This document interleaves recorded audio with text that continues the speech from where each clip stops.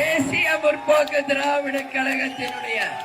நிறுவன தலைவர், நமது அன்பு தலைவர், புரட்சி கலைஞர், மதுரை மண்ணின் மைந்தர், உங்கள் வீட்டு பிள்ளை, நமது கருப்பு எம்ஜிஆர், புரட்சி கலைஞர், இதய தெய்வம் அவர்களை வணங்கி